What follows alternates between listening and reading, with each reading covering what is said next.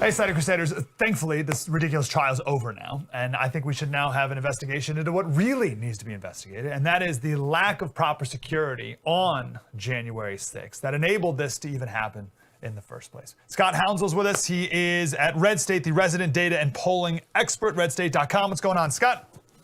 How goes it, Mike? Thanks for having me again. Hey, man. My pleasure. Tell me what a Freedom of Information Act is, a FOIA. So it was a law passed several years ago that allows for the United States, the residents of the United States, to be able to request information or petition information from their government. So they're able to go in and say, hey, I have a question. Now, there's certain exemptions that exist in that. For instance, you can't FOIA something from the Supreme Court, the halls of Congress, et cetera. But for the most part, any federal agency that's defined under there is FOIA-able. You can go in and request the information from them. So emails, documents from your congressman, stuff like that, that's public record, is that right? Not emails from your congressperson, but like emails within the executive branch, anything from the FBI, et cetera. Unless it's a matter of national security or an ongoing investigation, they must release it. Okay, and again, the point of it is that we're paying you, like you work for us.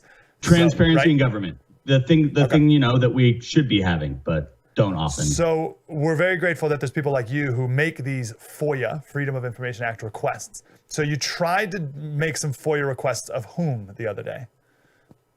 So I went after the U.S. Capitol Police originally, asking them for the security footage from inside both of the office buildings, which AOC stated that she was in. Originally she stated that she was in the Cannon building and then moved over to the Longworth building at the direction of the U.S. Capitol Police. The story that she told was obviously that there were rioters running through the hallways of the Capitol office building, and that they were threatening her and banging on the door and all sorts of horrible things that were going along. And unfortunately, the data just shows that the information that we have, the eyewitness accounts, said it didn't happen. So the question is, who's telling the truth? Is it the right-wing people that are trying to prove AOC wrong? Or is AOC lying to somehow inspire and incite violence against the right? And so long and short of it is that I decided to get to the bottom of it and simply FOIA request these security camera footage, or this security camera footage from those two office buildings on that day. Beautiful. What'd they say? They came back with, so I got an interesting email back from both the Inspector General and the PIO, the Public Information Officer, with the U.S. Capitol Police, stating that they are not a federal agency. The problem is, and as I covered over Red State, they define themselves on their own website as a federal agency, a federal law enforcement agency. The thing we know about the division of government and the separation of powers is that the Congress has the power to pass laws, and then the executive then goes on to enforce said laws. In this particular case, the U.S. Capitol Police is a law enforcement entity to just the legislative branch. And they're stating that they do not have any requirement under the Freedom of Information Act request to present that information, despite the fact, like I said, that they define themselves in their own website as a federal law enforcement agency. And again, going back, there's this very specific part of the law that states that an agency is anything that is under that executes law, etc., but in addition can be in and out of another agency that is exempt from it. So in this particular case, Congress, yes, is exempt from it, but is really the U.S. Capitol Police exempt from it? So after thinking about it for a bit, I decided that the best course of action at that point was to move forward with FOIAing directly the Speaker's office. Because if anyone has the power to demand something from the U.S. Capitol Police, it would be the Speaker's office. And then I submitted that request just last, I believe, Thursday or Friday, and I haven't heard back anything as of yet. But I will definitely be following up with this. This is a very, if they can use the footage to go and try to dunk on Trump, why can't it be presented to the public to be able to know exactly what happened in the halls of Congress that day? Wow, that's so good. Like if only there was a way to find out what was really happening, and it's there, it exists. Surely it exists. Surely there's footage that could prove AOC right and make their case even stronger. Exactly my point. What I've always said was, and I put it in all my Freedom of Act requests, Freedom of Information Act requests, is I will publish the story no matter what the result is. If suddenly there's 50 people banging on AOC's door trying to get to AOC's office, I'll pub that. That's if there are people that are acting like that on the right wing, we need to know this. But again, if we go in, we know that the security footage exists. They used it during the trial. We know that they can release it because, again, they used it during the trial.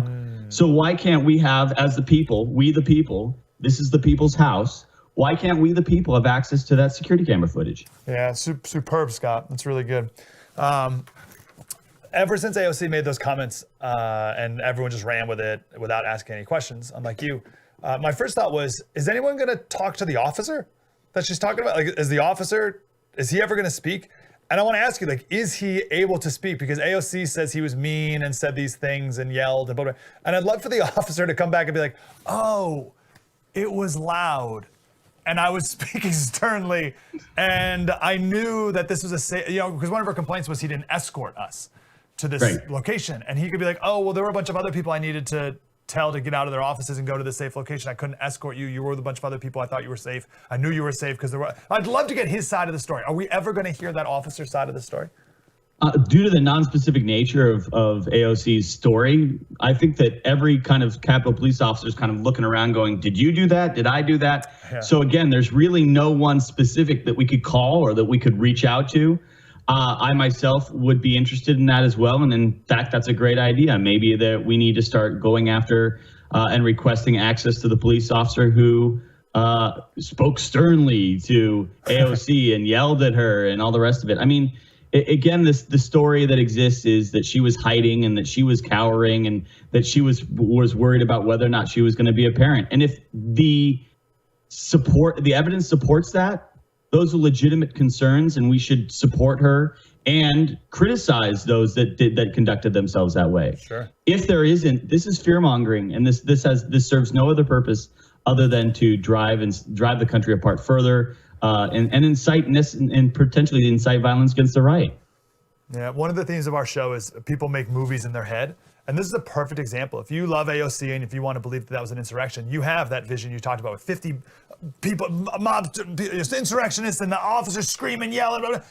Or it could be the officer, you see the video and officer calmly walks down the hall and opens up the door and walks in. We just don't know, but we can know.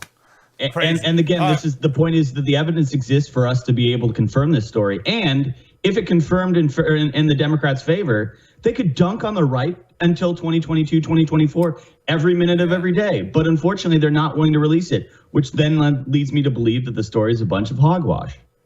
Superb. Redstate.com. It's called AOC FOIA Update. And you can go read the whole article and all the documents. Well done, Scott. Thank you, brother.